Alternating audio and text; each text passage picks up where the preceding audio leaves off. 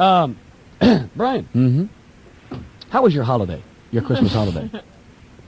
Oh, it was wonderful, Mark. Thank you for asking. Your parents visited? Yeah, the parents visited. I had the kids.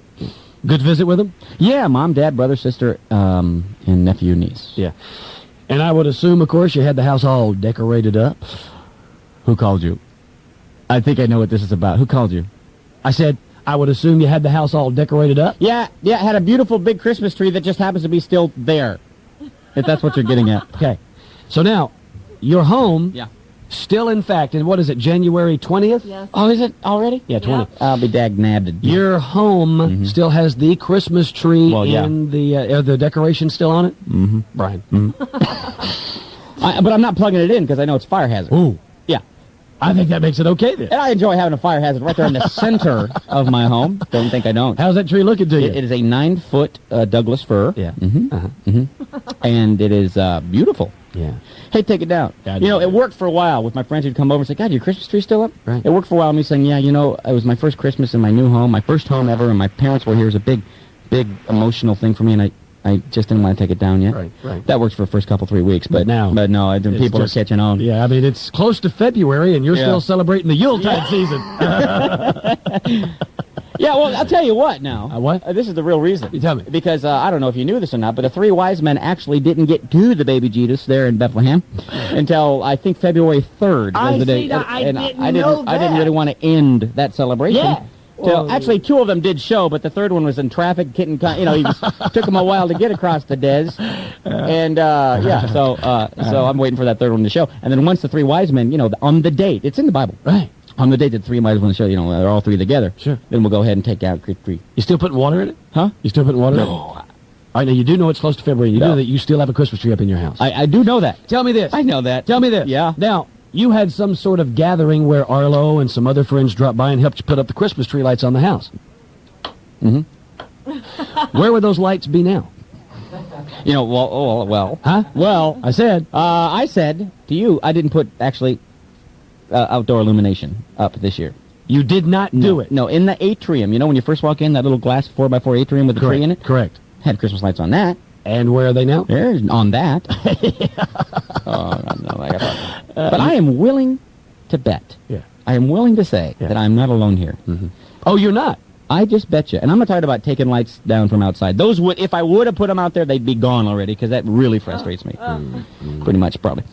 But I'm willing to bet that there are thousands of listeners. At least, out of the 43, I would bet half of them have not taken down the Christmas tree yet. No, I would be willing to bet you're wrong on that. I think there are a few select people, a few select individuals that celebrate the coming of the third king. I guess it is, but for whatever reason, I'd be willing to bet you there's just a handful that have not yet taken down I their bet tree. more than a handful. I'll go halvesies with you there. Maybe not half, but more than a handful. You're saying that half of the people... I'll say that half the people that listen to this program, I'll say a quarter of the people, 1/4 of the people listening to the program still have Christmas decorations up in their house. Now, see, I just could not go with that. Yeah. I can't... I think so. I can't fathom it. I promise you. I promise you there are many, many people out there that still have their Christmas tree up.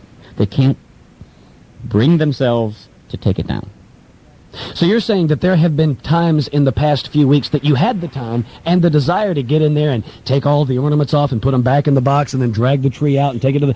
But you just were still celebrating the Yuletide season. I had the time and the desire, just not at the same moment. You need both going at the same time to do something like that. Yes, you do. Yeah. Yes, This you is do. a 9-foot tree. Yeah, sure. Got to get a ladder, which is in the garage. That's a hassle. That's a half hour. Oh, right my there. God. And walk into the garage, getting the ladder. You got to go my route. What's that? Get somebody else to do it. No. It's my duty as a homeowner. I gotta do it. I know it. I know I do. I don't think I'm not, rather embarrassed about it, especially since everybody knows. But, I get her done. I'll get her done. Does the tree have a needle left No, on I'll it? do it. Is there anything No, there see, but this is what I'm really worried about. Once I start pulling off those lights, I've got like 19 strands of lights wrapped around it, and all the bulbs and the incredible ornaments, strands game.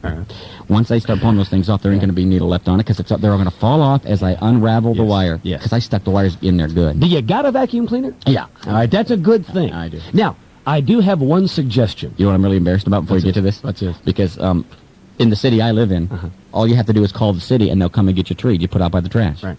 I have to call the city and say, could you come pick up my Christmas tree?